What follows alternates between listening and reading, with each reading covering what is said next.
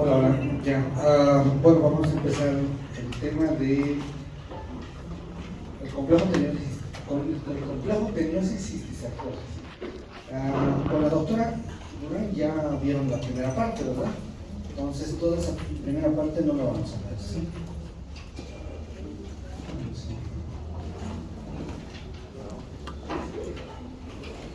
¿No? Cisticercosis. Entonces, para ir recordando algunas cosas. Hemos visto que hay tres parásitos, ¿no? Teniasolium, teniaseginata y teniasiática.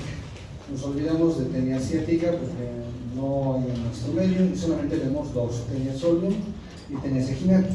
Ahora, cuando vemos cisticercosis, vemos que si bien están estas dos especies involucradas, existe una diferencia muy grande. Teniaseginata, la larva que va a provocar la cisticercosis, se llama también Cisticercus bovis, ¿sí? Pero cuando se trata de teniaseginata, sí produce cisticercosis, pero solo en bovinos, ¿sí? Teniaseginata. Entonces, no vamos a estudiar la cisticercosis de los bovinos, ¿sí? Nada que ver con nosotros. Lo que vamos a estudiar es Teniasolium, y la enfermedad que produce es cisticercosis. Y esta cisticercosis puede estar presente en cerdos y humanos, ¿sí? Y a esta larva también se la conoce como Cisticercus celulosare. Antiguamente, cuando no se conocía esta parasitosis, pensaban que la larva era otra especie, y es por eso que le pusieron Cisticercus celulosare.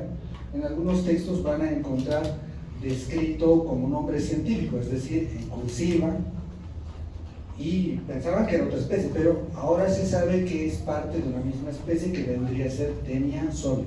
Por eso es que ahora se la describe sin necesidad de ponerlo en cursiva.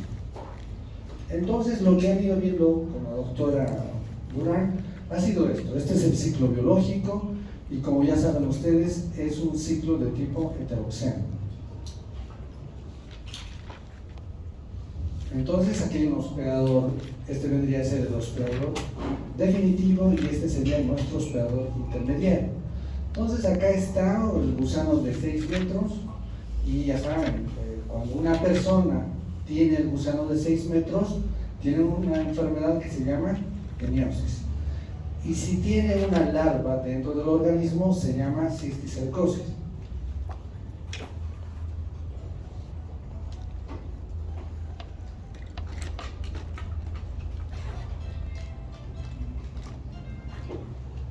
Ahora todos llaman, ¿no? Entonces, la cisticercosis está en el cerdo, y cuando está en el humano se llama neurocisticercosis. Esta tablita quiero que la entiendan muy bien. Aquí hay una forma en la cual la vida de Teniasolium siempre va a ocurrir en esta forma, ¿sí? Hay un adulto que mide 6 metros, el adulto pone huevos. Del huevo sale una oncósfera. Esta oncósfera también se llama embrión hexacanto. Y de la oncósfera se desarrolla otra forma biológica que se llama larva. Y la larva finalmente da origen a un adulto. Esta forma, esta secuencia de etapas, siempre se va a dar en ese orden. No puede ser que una oncósfera dé origen a un adulto, o de un adulto directamente salte a una larva, ¿sí? La larva tiene el nombre de metacéstodo, o también conocido como cisticerco, ya saben, en este caso Cisticercus celulosare. La larva, cuando está dentro de un hospedador, en este caso intermediario, se llama cisticercosis, o provoca una enfermedad que se llama cisticercosis. Y aquí está el cerdo. Pero la larva también puede estar en un hospedador accidental, en este caso en un humano, ¿sí? Y en este caso aquí, cuando está en el cerebro o en la musculatura, se llamará también cisticercosis o neurocisticercosis. Entonces acá tenemos la presencia de la larva, genera una enfermedad llamada cisticercosis. Este es un hospedador intermediario porque permite que el ciclo heteroxeno continúe. En cambio, este es un hospedador intermediario pero accidental. Esta semana estamos viendo la parte de generalidades y la definición de accidental es que es una forma evolutiva que está, o una forma biológica que está dentro del hospedador que desarrolla pero no permite que el ciclo biológico continúe. Entonces este es el rol del humano en esta parasitosis. Acá está como hospedador accidental. Este ciclo biológico va a continuar.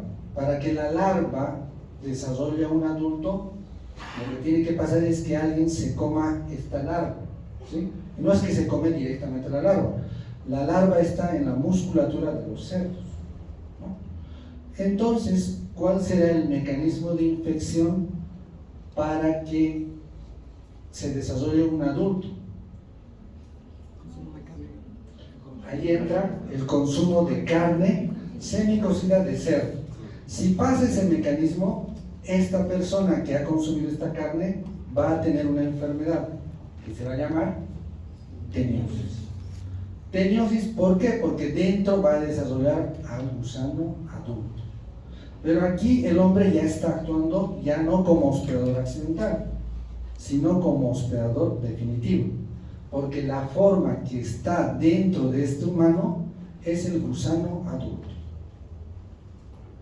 Entonces, teniosis, se llama teniosis cuando una persona está con el gusano adulto de 6 metros.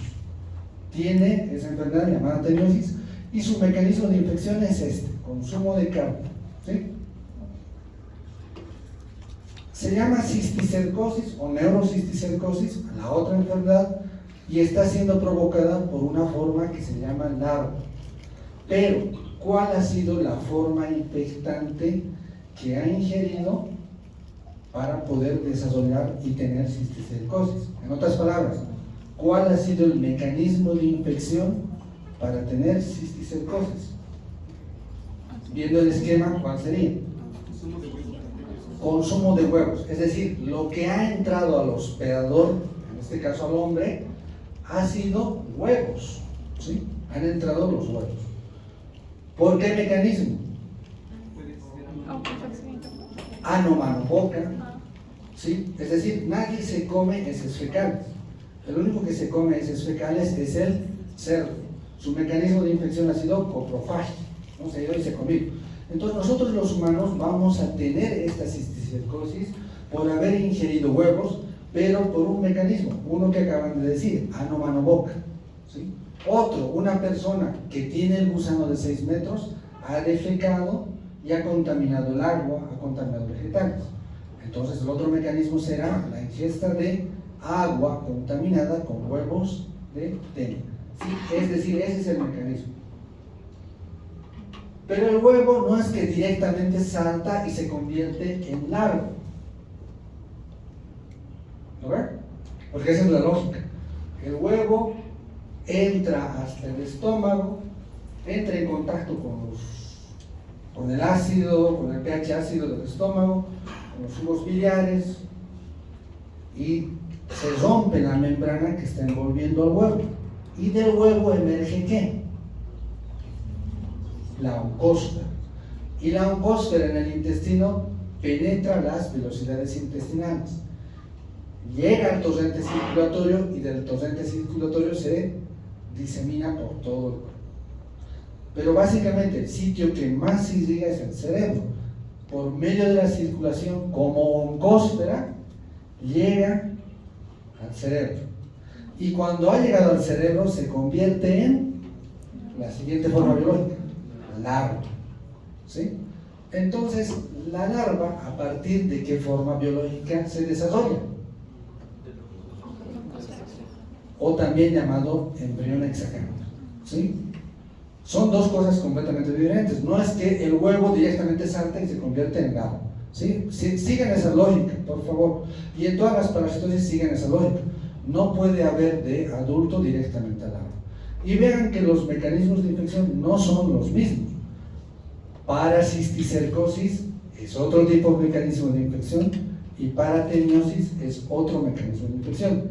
pese a que son de la misma especie, es decir, es Taenia solium con dos mecanismos de infección diferentes porque provoca dos enfermedades completamente diferentes. Ya la doctora les ha debido decir que la persona con teniosis, por ejemplo, se caracteriza por ser asintomático.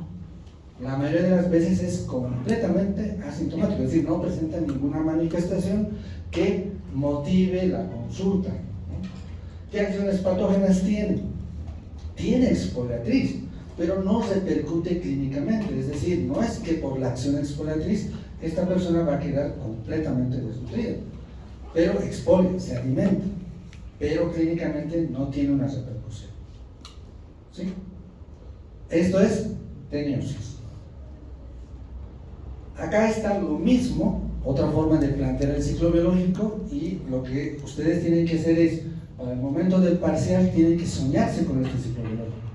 Tener la capacidad de decir, está un cisticerco en mi cabeza, ahora yo soy qué tipo de ciclo o qué tipo de hospedador accidental. ¿Por qué? Porque no permito que el ciclo continúe. ¿Por qué? Porque alguien tendría que comerse mi cerebro, entonces soy hospedador accidental. Pero si tengo un gusano de 6 metros, ¿qué tipo de hospedador soy? Soy hospedador definitivo. Ya saben, ¿cómo se define un hospedador definitivo? Porque en ese puede haber una multiplicación sexual o puede haber un parásito adulto. En este caso hay una multiplicación, hay un parásito adulto de 6 metros. Entonces acá el hospedador definitivo está eliminando proglótides, huevos, el cerdo, que normalmente es coprófago, se come, y dentro del cerdo está, aquí está la oncósfera que ha migrado acá, y en la musculatura del cerdo están los cisticercos. Y esta persona se ha comido ¿un qué? A un cerdo, ¿en qué plato? En un lechón, en un chicharrón, ¿no? Pero ahí, semicocido, ¿no? Ciclo de la teniosis. Pero aquí ha pasado otra cosa. Se ha comido el hombre los huevos, ya saben por qué mecanismos de infección, y acá, ahora en su cerebro, aquí está la oncósfera, ha migrado, y acá en su cerebro está un cisticerco. Entonces, en la cisticercosis existen los 3 mecanismos de infección: autoinfección interna, autoinfección externa y heteroinfección. ¿Sí? Este es el mismo ciclo que acabamos de ver, pero esquematizado de otra manera. Entonces, autoinfección interna. ¿Cuándo va a ocurrir esto? Cuando de pronto está acá una persona con su gusano de 6 metros, condición para que exista autoinfección interna y externa, que la persona tenga teniosis. ¿Sí? Solo ocurre autoinfección interna y externa en personas que tienen teniosis. ¿Por qué? Porque esa persona con su gusano de 6 metros de pronto ha tomado alguna bebida alcohólica, ha tomado algún medicamento, ha vomitado, y lo que ha hecho es que estas proglótides que se están desprendiendo acá vuelvan y asciendan y entren en contacto con el ácido gástrico, con las sales biliares, y se reblandezcan los huevos, es decir, sin necesidad de salir, ha habido este retroperistatismo y el contenido ha llegado acá. Como se ha ablandado las membranas que recubren al huevo, ¿qué ha pasado? Ahora se está liberando la oncósfera. Entonces eso es autoinfección interna. Y la oncósfera ya saben dónde va a ir: intravelocidades, circulación, cerebro. Autoinfección externa. Es una persona que ha entrado al baño, que tiene el gusano de 6 metros, se ha limpiado el potito, de pronto no se ha limpiado bien, se ha roto el papel higiénico y sus manos han entrado en contacto con las heces fecales. ¿Sí? Ha hecho sus necesidades, no se ha lavado las manos, ha ido ahora a agarrar un pan y se ha autoinfectado. Autoinfección externa, pero en condición teniosis. Y heteroinfección es una persona que ha hecho sus necesidades en el medio ambiente, ha contaminado agua, o esa misma persona que se ha limpiado el potito, sus manos con heces fecales y con huevos, ha agarrado el pan, o la manzana, y es el hermanito, el papá, la mamá que ha consumido esa manzana. heteroinfección. Varios mecanismos: agua, lechugas contaminadas con heces fecales de personas en las cuales hay huevos de té. ¿Comprendido, verdad? Teniosis, mecanismos de infección. No hay autoinfección interna, no hay autoinfección externa, solo heteroinfección, porque el mecanismo para teniosis es carne, consumir carne de cerdo, no es cualquier carne, carne de cerdo que esté con larvas de cisticerco, ¿sí? Entonces, este es nuestro agente etiológico, Taenia solium, y la larva, Cysticercus cellulosae, la que provoca cisticercosis. Este es otro tipo de ciclo que está esquematizando lo que hemos dicho. Esta persona ha defecado sus huevos. Los huevos, vean, aquí están entrando. Y aquí está, este punto verde es la oncósfera. Y esto está esquematizando cómo se entra por las vellosidades y cómo sigue todo este trayecto, ¿no?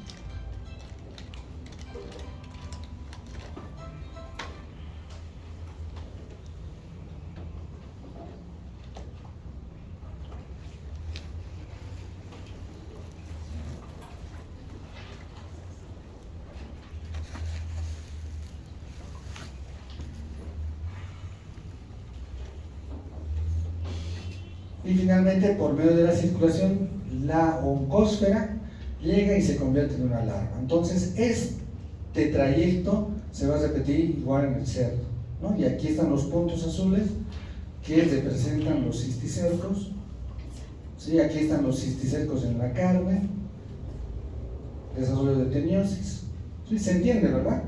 Esto, ya saben, tienen que comprenderlo muy bien. Y esto es nuestros cisticercos. Ahora, estos son los cisticercos. Ahí está la forma, pueden medir hasta 1 centímetro. Alguna literatura habla que han encontrado cisticercos midiendo hasta 4 o 5 centímetros, pero en su mayoría, la mayoría de las veces, mide casi 1 centímetro, ¿sí? Aquí adentro está el escólex retraído, porque cuando llega a estos hábitats se va a romper la membrana, va a salir el escólex y el escólex se va a fijar en el epitelio intestinal. Ahora, este cisticerco atraviesa por diferentes etapas, ¿sí? Y estas etapas son, o bueno, podemos decir que los cisticercos hay de dos tipos. Uno que se llama monovesicular, que vendría a ser uno solo de estos, y multivesicular o racemosa, que tiene varias vesículas, es decir, es como si varios de estos se hubieran unido, pero no es que están unidos, ¿sí?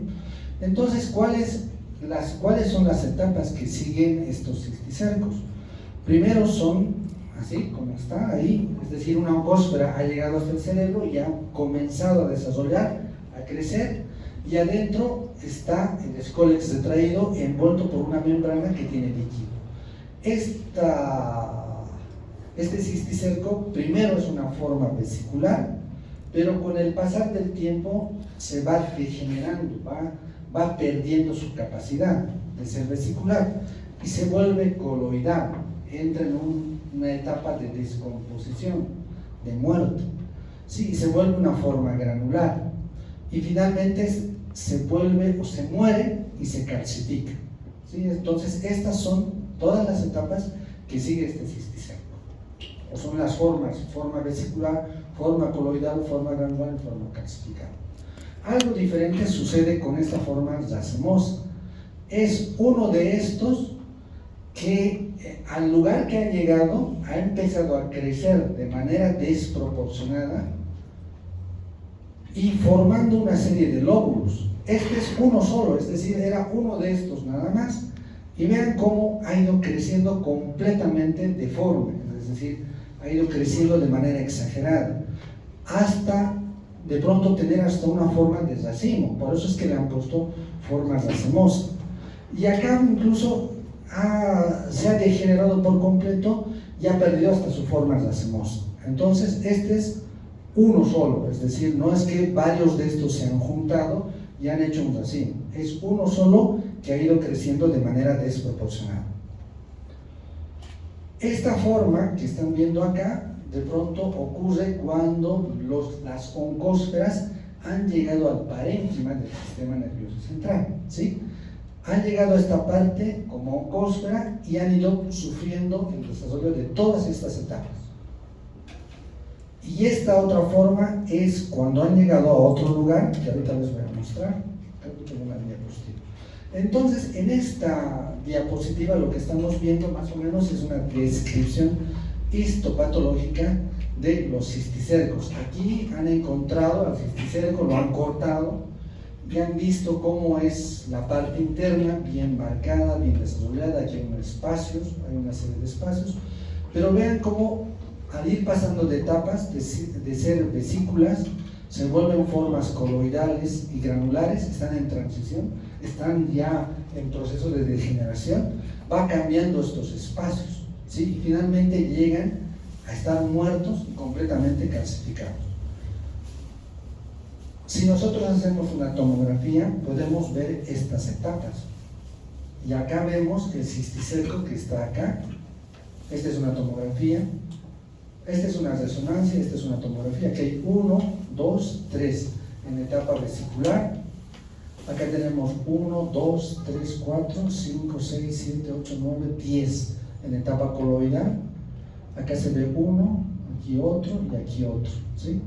En etapa de transición de coloidal a granular, ¿sí? Y acá ya estarían en etapas completamente calcificadas.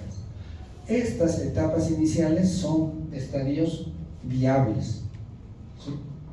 Y estos son estadios que están en proceso de degeneración, y estos en estadios de muerte, es decir, ya están completamente muertos. Pero vean cómo acá, esto significa convulsiones, acá en estas etapas iniciales el paciente puede presentar convulsiones. Son mucho más frecuentes cuando están en coloidal y granular, esto es lo que está tratando de representar, y más escasas, aunque en algunos pacientes no hay, ya desaparecen por completo las convulsiones, aunque puede haber cuando hay una etapa de calcificación. Entonces, hoy día también hemos repasado con mi grupo las acciones patógenas. Entonces, las acciones patógenas son, bueno, las formas en las cuales el parásito va a ir ocasionando daño. Entonces, esta forma larvaria va a provocar en su hábitat acciones patógenas. Y estas van a ser mecánica compresiva, porque van a comprimir en el tejido nervioso en el cual van a estar. Es decir, no es que el tejido se retrae y deja que crece, no, está comprimiendo el tejido nervioso. Va a haber obstructiva, porque pueden estar en sitios donde hay líquido y puede obstruir estos sitios. Proinflamatoria, porque en este sitio va a provocar la lesión y va a provocar una reacción de inflamación. Y tóxico, porque finalmente va a liberar una serie de sustancias producto de su proceso de degeneración. Entonces, hemos dicho que las acciones patógenas se tienen que traducir, aunque no siempre ocurre esto, en manifestaciones clínicas. Y el claro ejemplo es que no siempre se traduce, es teniosis. Hay acciones patógenas que son tan leves que no causan repercusión clínica, ¿sí? Por eso es que los teniósicos, los pacientes con teniosis, nunca se percatan de que tienen un gusano de 6 metros. Pero en esta parasitosis no siempre ocurre esto. Hay compresión, hay obstrucción, tóxico-irritativa, todo inflamatorio, entonces puede haber manifestaciones clínicas. Entonces, según su localización, podemos clasificar a la cisticercosis en aquellas que están en el sistema nervioso central y están ocupando el parénquima. Es decir, un cisticerco lo podemos tener acá, en cualquiera de estas partes, o acá, ¿sí? O acá en la médula, en la propia médula, dentro de la médula, ¿sí? Entonces puede estar por acá. Cuando está por acá se llama parenquimatoso. Extraparenquimatoso, no está en el parénquima, pero está en todo este espacio que está de color celeste, ¿sí? Y estos son los espacios subaracnoideos, ventrículos, cisternas. Si está acá, entonces va a haber una acción mecánica de tipo compresiva. Pero si está en estos trayectos va a haber un tipo de acción mecánica obstructiva. Pero no siempre, o bueno, la mayoría de las veces está acá, está en parénquima. La mayoría de las veces se localiza en parénquima. Otras veces se localiza acá en estos espacios. Pero también hay situaciones excepcionales en que está fuera del sistema nervioso. Y estos son los extraneuronales. Puede estar en globo ocular, subcutáneo, tejido muscular. ¿Por qué? Porque también todo esto que estamos mencionando es irrigado por la circulación. Y la oncósfera está siguiendo el trayecto del aparato circulatorio. Entonces puede llegar a todos estos lugares. Y más lugares todavía. Se han descrito glándula mamaria, corazón, vejiga, es decir, en todas partes que hay irrigación, ¿sí? ¿Dónde termina la irrigación? Las formas parenquimatosas. Hemos dicho teniosis, la mayoría de las veces son asintomáticas, pero en cisticercosis también puede haber asintomáticos, ¿sí? 50-70% de personas que tienen cisticerco parenquimatoso son asintomáticos. Entonces, hablaríamos de un 30% que va a presentar sintomatología. Y básicamente estos sintomáticos van a tener, en la mayoría de las veces, manifestaciones neurológicas, que se van a agrupar en síndromes, ¿sí? Entonces, un síndrome es un conjunto de signos y síntomas que pueden tener diversa etiología, que pueden tener varios agentes causales que pueden provocar ese grupo de síntomas y signos. Por ejemplo, el síndrome convulsivo, que se caracterizaría por la epilepsia, uno de los causantes es la presencia de cisticercosis, uno de los causantes. Pero hay otras patologías que pueden provocar lo mismo. Perdón, no te voy a ver esto.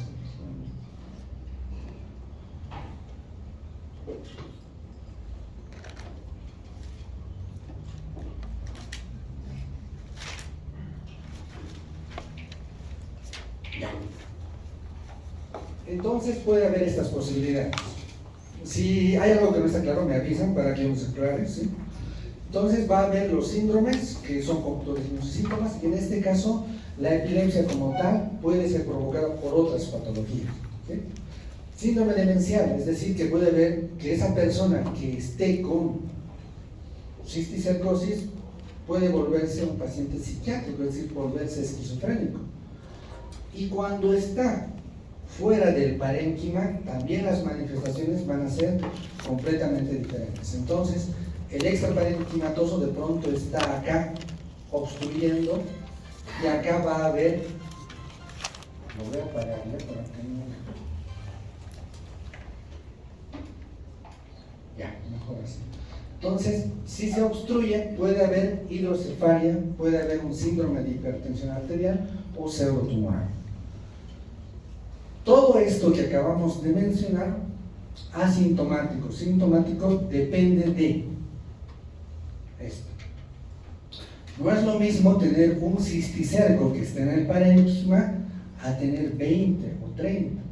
Hay personas que de pronto, de manera circunstancial, se ha tenido una caída, le sacan una placa radiográfica y encuentran un cisticerco en el parénquima calcificado.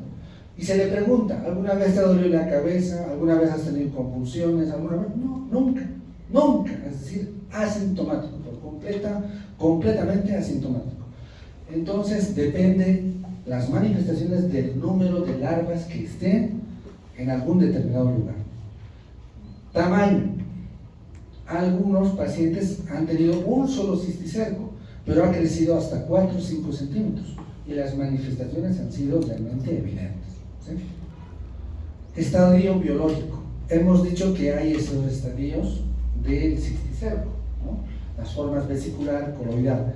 Estas etapas, la coloidal y la granular, son mucho más agresivas, es decir, cuando se están degenerando, cuando se están descomponiendo, liberan tal cantidad de antígenos que van marcando incluso hasta las células neuronales buenas. ¿Qué pasa con el sistema inmune? El sistema inmune ve que todo esto es ajeno al organismo, incluso nuestras propias células que están marcadas con antígenos del parásito muerto, y comienza a matarlos. ¿sí? Entonces ahí el proceso inflamatorio se exacerba mucho más en estas etapas. En estas desaparecen, ¿sí?, las manifestaciones clínicas, y en esta vesicular también es leve todavía las manifestaciones clínicas. Y severidad de la respuesta inflamatoria. No es lo mismo que se accione a 1 que se accione a 10, ¿sí? Entonces todos estos factores hacen que existan o no existan manifestaciones clínicas. ¿Cuáles son esas manifestaciones clínicas? Son estas: cefalea. Un paciente se puede quejar y decir, no, nunca tenía cefalea, pero ahora me duele, es persistente, todo el tiempo tomo aspirina, tomo ibuprofeno, tomo para la migraña y igual me sigue doliendo. Entonces ahí habrá que descartar si no se trata de un cisticerco. Entonces puede ser intensa, persistente y progresiva. Ahora, esta cefalea puede estar presente en un cuadro parenquimatoso como un extraparenquimatoso, es decir, si está de pronto obstruyendo el acueducto de Silva, tercer, cuarto ventrículo, de pronto la cefalea va a ser mucho más aguda, llegando a una migraña, ¿sí? Puede haber mareos, puede haber náuseas, puede haber vómitos explosivos. Cuando hay esos procesos obstructivos, de pronto, estas manifestaciones son mucho más intensas, ¿sí?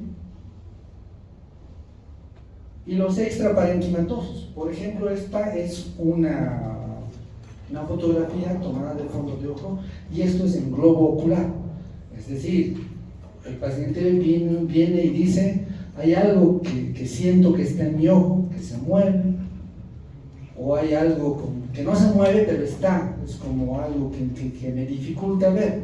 Agarras el aparato para hacer fondo de ojo, observas, y lo que han encontrado es esto, ¿sí? El cisticerco, y se ha liberado el escólex, está ahí. Ahora, cuando lo mates y hagas el tratamiento, esta persona puede quedar ciega, porque todo esto se va a empezar a descomponer, y todo lo que se está descomponiendo se va a adherir a las células normales, a las células buenas. El sistema inmune va a ir, lo va a identificar y va a eliminar, aparte del parásito que ya está muriendo, a las otras células. Y en ese sitio donde han muerto las células, ¿qué va a pasar? Se va a fibrosar. No está dentro del globo ocular, pero está fuera del globo ocular, ¿sí? Un cisticerco. Eso tal vez será más fácil de tratar. Harán un pequeño corte y lo extraerán. Pero imagínense cuando está dentro del globo ocular. Es mucho más complicado tratarlo.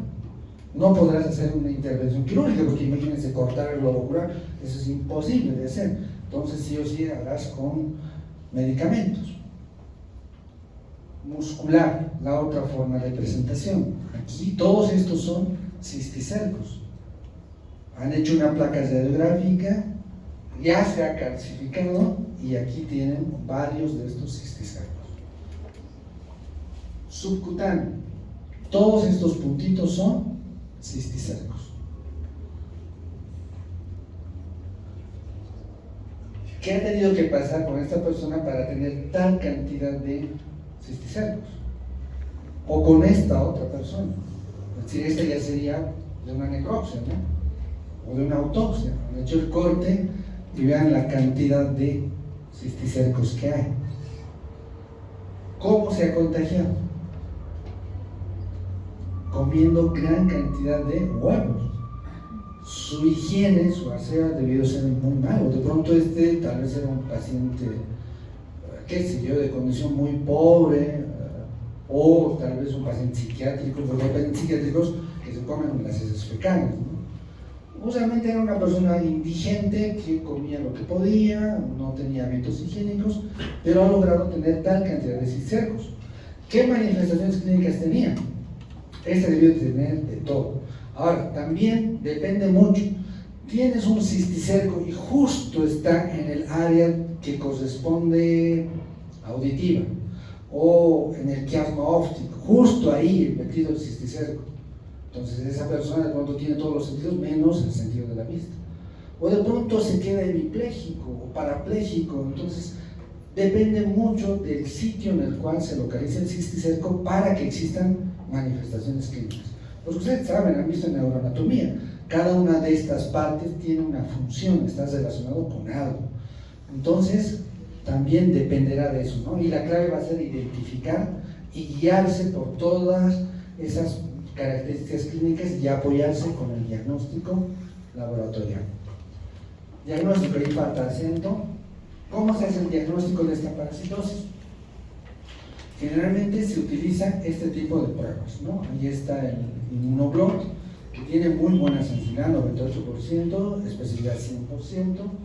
Se hacen pruebas serológicas, pero todo esto haces cuando sospechas. Viene un paciente, ya les he dicho, tiene cefalea intensa, o tiene vómitos intensos, se queja de dolor intenso de cabeza. Entonces vas a tener que pedir de pronto, tal vez no esto primero, sino las pruebas de gabinete. Pero en las pruebas de gabinete de pronto sospechas que hay cisticercosis, entonces confirmarás con esta prueba, porque esto se toma con una muestra de sangre y se buscan los antígenos correspondientes. Prueba de ELISA, y también esto se hace con líquido cefalorraquídeo, que es mucho más sensible. Hacen un aspirado y ahí buscan y determinan si se trata de cisticercosis o no. Examen coproparasitológico, ¿sirve o no sirve en esta parasitosis?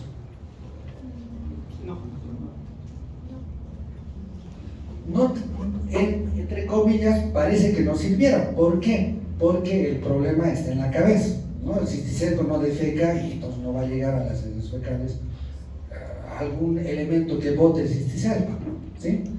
Pero, ¿para qué nos sirve el examen coproparasitológico? Se ha visto que pacientes con cisticercosis les piden una muestra y resulta ser que tienen teniosis. Es decir, ha habido un mecanismo de autoinfección interna y autoinfección externa, uno de los dos. Y se ha visto que estas personas con cisticercosis, las que tienen teniosis, además, tienen mayor cantidad de cisticercos. ¿Sí? Llegan a tener mayor cantidad. Entonces, sirve no para diagnosticar si tiene cisticercosis o no, sino para saber si aparte de cisticercosis tiene teniosis. Ahora, descubrimos que tiene cisticercosis, pero aparte tiene teniosis. Preventivo. Epidemiológicamente, ¿cuál es más grave? ¿Cisticercosis, un paciente con cisticercosis o un paciente con teniosis? ¿Por qué? Porque a partir de él se puede diseminar al entorno. En cambio, un paciente con cisticercosis no va a diseminar el problema, ¿sí?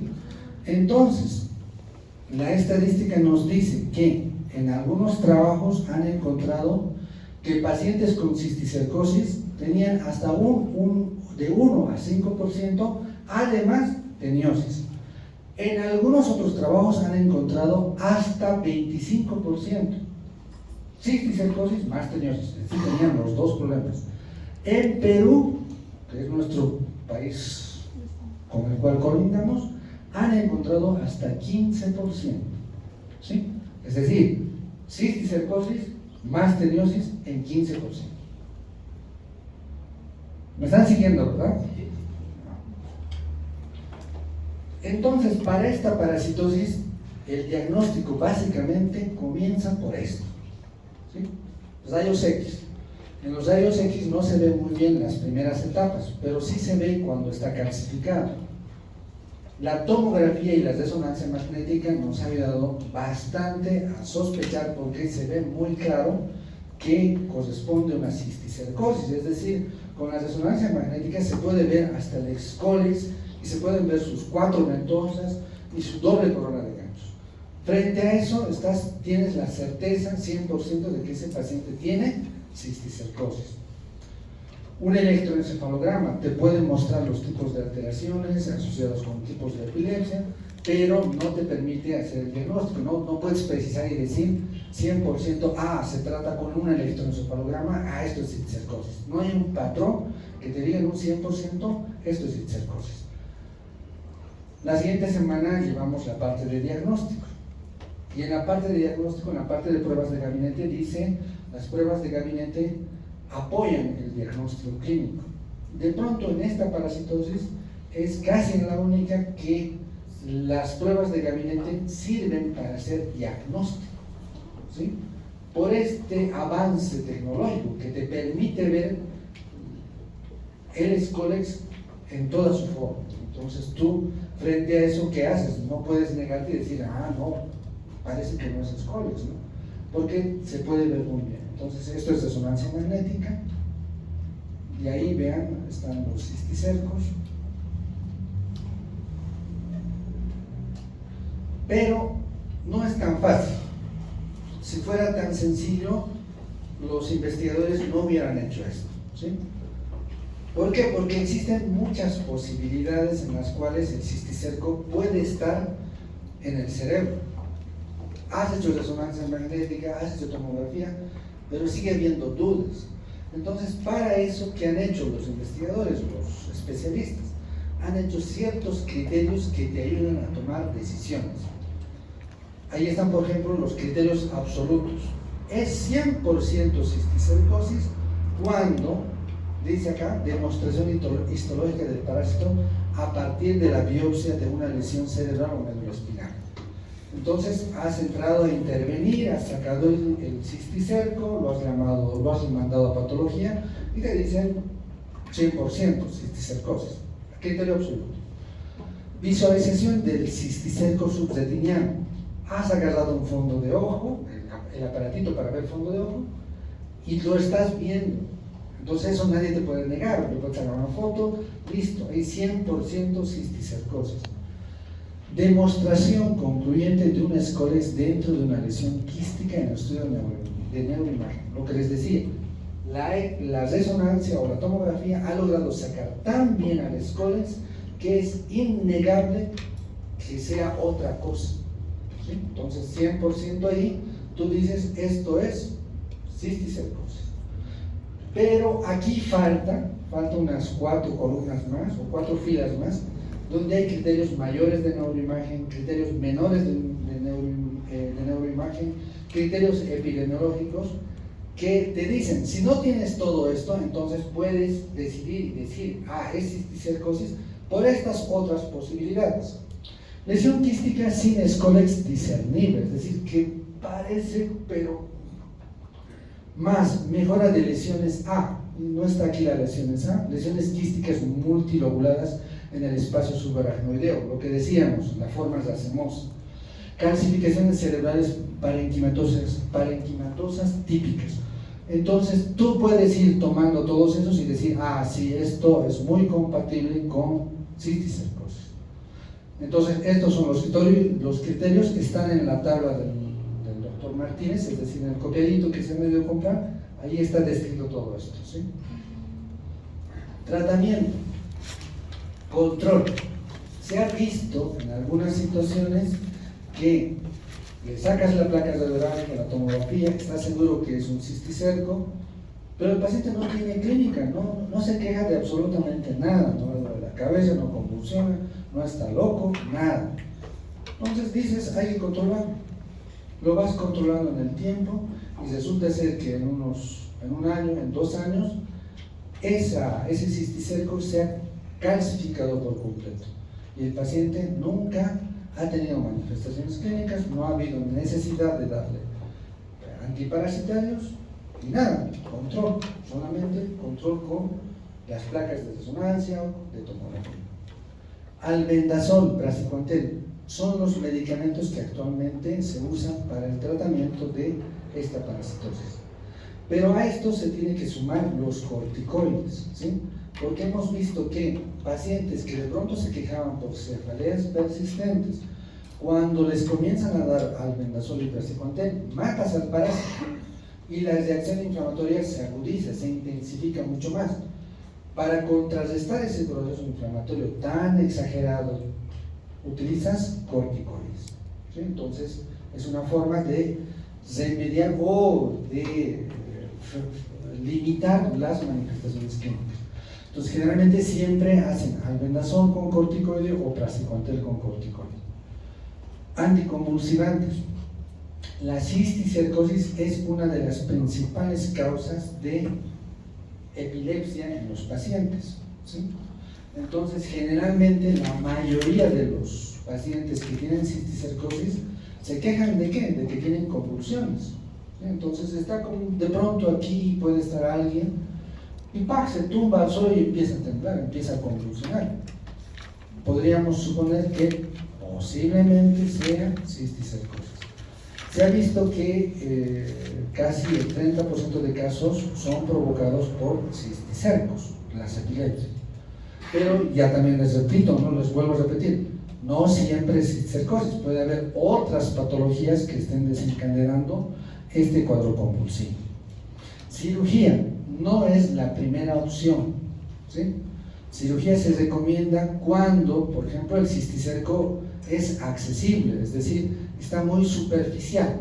Tú haces el corte y justo ahí está, sin necesidad de ingresar más al parénquima, porque cada vez que ustedes hagan un corte en el parénquima, algo se está perdiendo, es decir, dependiendo al área que estén tocando. Si es superficial, se recomienda. Si es muy grande y es accesible a la cirugía, se recomienda. Sí está recomendado hacer cirugía cuando es obstrucción, es decir, cuando hay hidrocefalias, ¿sí? Ahí sí o sí se recomienda la cirugía. ¿Por qué? Porque si no se hace la cirugía en un paciente con hidrocefalia, el paciente se muere.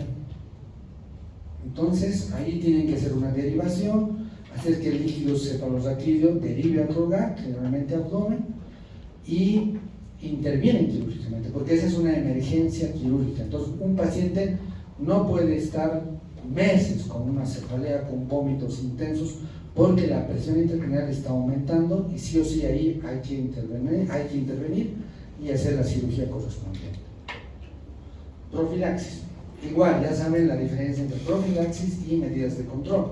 Todas estas medidas son para evitar que uno mismo contraiga la cisticercosis. Entonces ahí está lavado de manos, cortar las uñas, no consumir alimentos crudos. Si uno va a viajar a área rural, a cualquier lugar donde no tiene la certeza de que ese alimento o que el agua haya sido hervida, que la lechuga haya sido bien lavada, tendrá que dejar de comer eso, ¿no?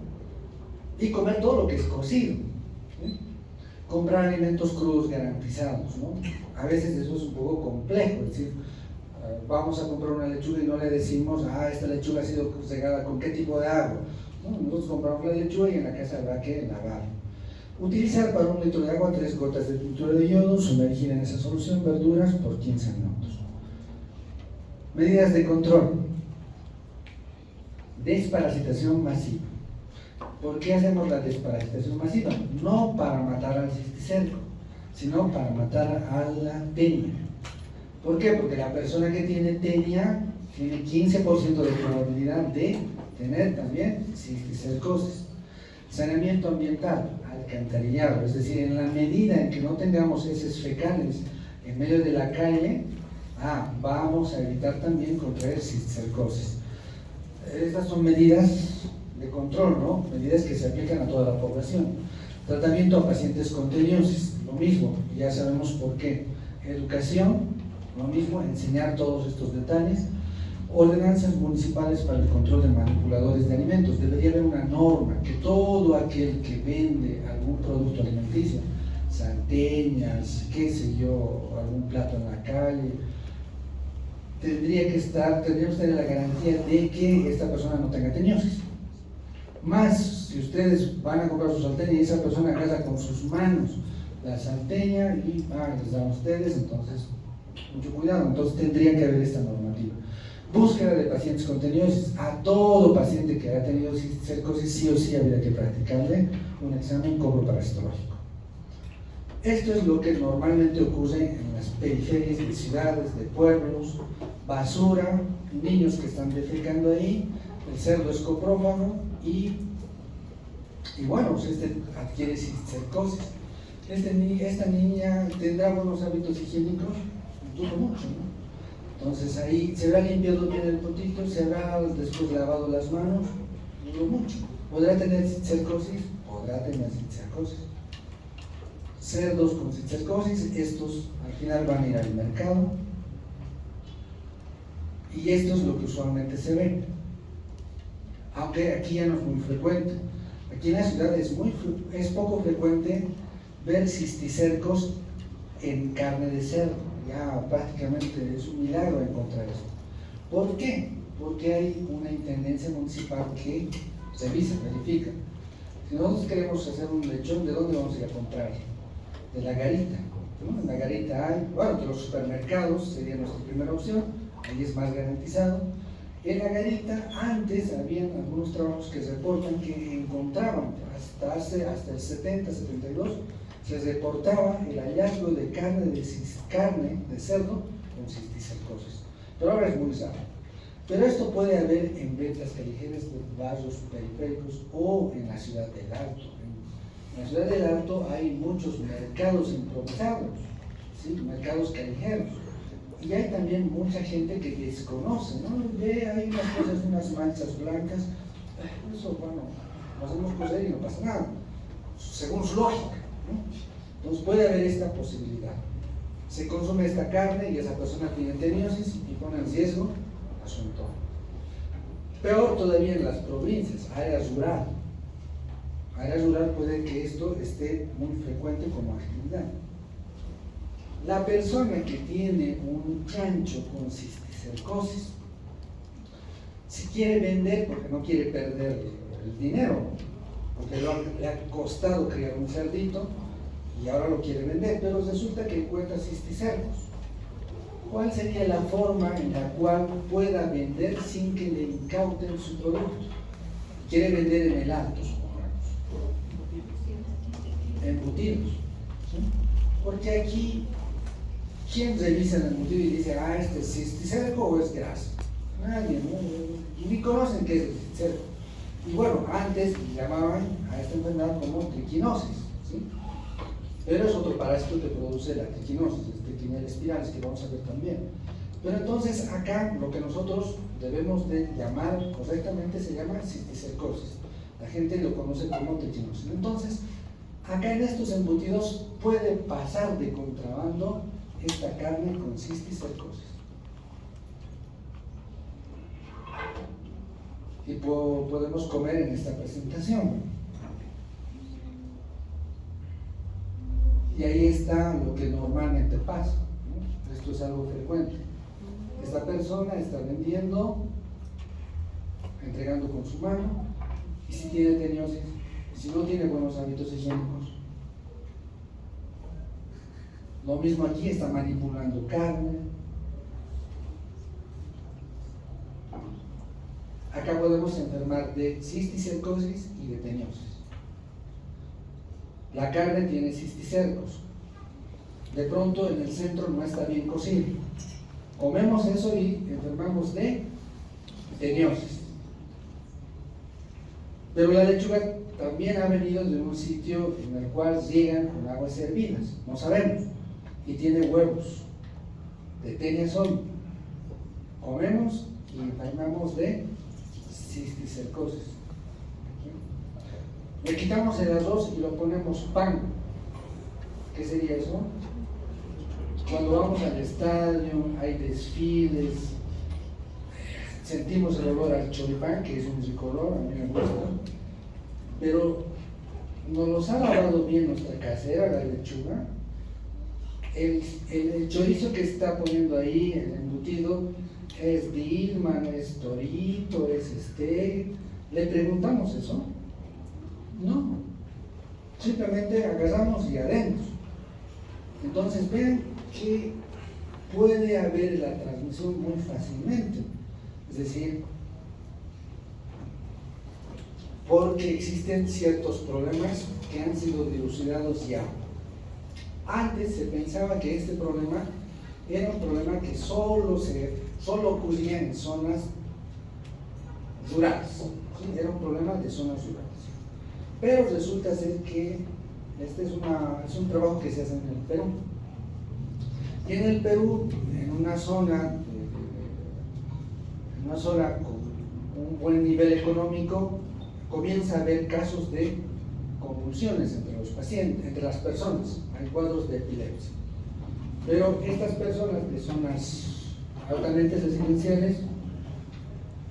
No hay una explicación para saber por qué estas personas tienen convulsiones.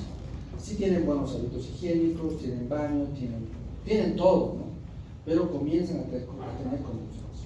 Entonces se hace una investigación y se comienza a tomar muestras a las empleadas domésticas. ¿Por qué las empleadas domésticas? Porque las empleadas domésticas se quedaban 6 días de la semana en la casa y un día se iban al área rural. Y resulta ser que en el área rural comían cerdo con cisticerco. Las empleadas adquirían teniosis. Las empleadas llegaban a las zonas, los barrios, y ahí comenzaban a preparar los alimentos de las personas, ¿no? De sus empleadores. Pero lo hacían con hábitos higiénicos malos. Y contaminaban el alimento, y las personas que no habían tenido nada que ver con teniosis comenzaban a tener convulsiones. Y lo mismo, personas les han hecho tomografías, han visto que algunas ya tenían calcificaciones, otras tenían teniosis, y algunas tenían las dos cosas, y pacientes, los de las zonas residenciales, solamente tenían convulsiones, tenían cisticerco. Este es otro trabajo que también, esto ha sido hecho en Estados Unidos. Esto es con judíos. Los judíos que no comen carne de cerdo, pero tenían cisticercosis. Igual, la preguntaron, ¿por qué los judíos, si ni siquiera comen carne de cerdo y viven en zonas residenciales, en zonas de lujo, tienen cisticercosis, tienen convulsiones? Muestrean a las empleadas, y las empleadas eran mexicanas. Las empleadas se quedaban 3, 4 meses ahí sirviendo a sus empleadores y se iban de vacaciones, 1 mes, 2 meses, 1 semana, a México, y en México comían carne de cerdo con cisticerco. La empleada regresaba a Estados Unidos como persona con teniosis y comenzaba con el dolor. Entonces, el problema de cisticercosis y de teniosis no es un problema de áreas rurales.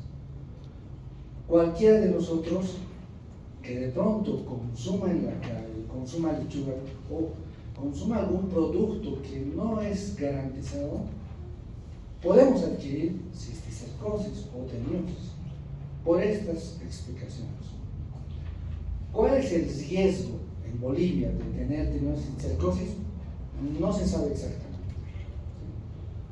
Muchos países han avanzado, saben sus prevalencias, saben muy bien la información. Nosotros hemos estado haciendo algún trabajo de recopilación de información. Sí, ya este es un mapa que hemos construido, lo vamos a publicar, estamos redactando todavía el artículo, les adelanto este mapa, y es casi toda la información desde 1913, 1910, todos los trabajos de cisticercosis y teniosis que se han hecho. Entonces, por ejemplo, acá está cisticercosis, vamos a ver de La Paz nada más. CC significa casos clínicos, es decir, todos los casos clínicos de cisticercosis que se han reportado hasta la fecha. 7 casos. En estudios retrospectivos se han reportado 623 casos. En estudios de cero prevalencia, la prevalencia ha sido de 1.8 a 16%. En estudios de cero prevalencia, pero en cerdos, ha sido de 3.8 a 15%. ¿Sí? Todo esto es en La Paz. Trabajos que hablan de cisticercosis reportada en cerdos faenados, 2, que hablan de estos municipios. Y hay uno solo que es reportado, que no dice el municipio, solamente dice Departamento de La Paz. Aquí sería el sitio donde hay más trabajos de cisticercosis reportada, Cochabamba, Chuquisaca, Santa Cruz. ¿Y saben ustedes que estos son los sitios donde más se come chicharrón? Más se cría cerdos, ¿sí? Pero aquí en Santa Cruz, por ejemplo, no hay estudios de casos clínicos, no hay estudios retrospectivos de cisticercosis, solo hay un estudio de cero prevalencia que habla de 1.8 a 24.8 de cero prevalencia en mano, 24.8, más que en La Paz, pero no hay casos clínicos. No se sabe cuántos casos de cisticercosis anualmente se van presentando. ¿Sí? Y lo mismo, esa es la lógica en todos. Estos azules son de cisticercosis bovina. Aquí ha habido unos trabajos, aquí unos cuantos, pero aparentemente no hay mucha cisticercosis bovina, pero sí hay alta cisticercosis porcina. Esto es hasta información hasta el 2021. Si nosotros sacamos toda la información que corresponde al 2020, la quitamos, solamente vemos los trabajos del 2020 hasta el 2025, el mapa sería este. No se sabe nada de cisticercosis en cerdos, menos por provincia, menos por departamento. Sí se reportan estudios de cisticercosis porcina, pero en estudios de cero prevalencia. Y hay en Santa Cruz hay, Cochabamba, y hay uno en Chuquisaca. ¿Sí? Cisticercosis bovina no hay, con información desde el 2020. Casos clínicos reportados. La Paz tiene desde el 2020 uno reportado. Cochabamba 6, Santa Cruz no tiene nada, el resto de departamentos no tiene nada, no hay casos clínicos reportados. En estudios retrospectivos desde el 2000, La Paz ha reportado 478, desde el 2000. Pero el resto de departamentos, solo Cochabamba ha reportado 16, y eso que se consume harto chancho ahí. En el resto de departamentos no hay nada. Cero prevalencia, un solo estudio que habla de 1.8, 7.1, es el estudio que hicimos con el doctor Martínez en la zona del altiplano. Pero miren, 7.1 de cero prevalencia, es decir, se ha tomado muestras de sangre a personas de áreas rurales y ha habido una cero prevalencia de 7.1. El resto no tiene nada de información. Cero prevalencia en cerdos y en faenado, que serían estos departamentos. Cisticercosis porcina, acá no se sabe. ¿Cuál es el riesgo que corremos? ¿Será alto, será bajo? No sabemos. Pero de que existen probabilidades de transmisión. El 2017 ha publicado el Hospital San Gabriel un reporte de un caso clínico, pero en su introducción dice: durante el 2016 en el hospital Arcoíris, se atendieron 200 casos de cisticercosis. Me parece que era mucho más relevante que publique ese dato, estratificando los lugares de procedencia, qué tipo de personas, a que reporten el caso clínico. ¿Sí? Porque ahí dice el caso clínico de un paciente que tenía cisticercosis en columna vertebral. ¿Sí? Entonces hace falta mucha información en relación a este tema que no le dan la importancia debida. Esta es una foto que la hemos tomado en 2016. Yo soy el que ha tomado la foto, y ahí está el doctor Martínez. Esta fotografía es en batallas. Entonces lo hicimos así medio camuflado. ¿Por qué? Porque estas personas estaban faenando cerdos. Estos son cerdos. Entonces aquí había un camión y por lo menos esto debió ser a las 10, 11 de la mañana. Y aquí a este costado ya habían como unos 20 cerdos, ¿sí? Faenados, y otros que estaban chillando acá porque iban a ser faenados, y estos acá estaban faenados. Nos acercamos y les preguntamos: ¿conocen la cisticercosis? Esas bolitas blancas como arroz que hay en la carne de cerdo. Y ellos decían: sí, conocemos.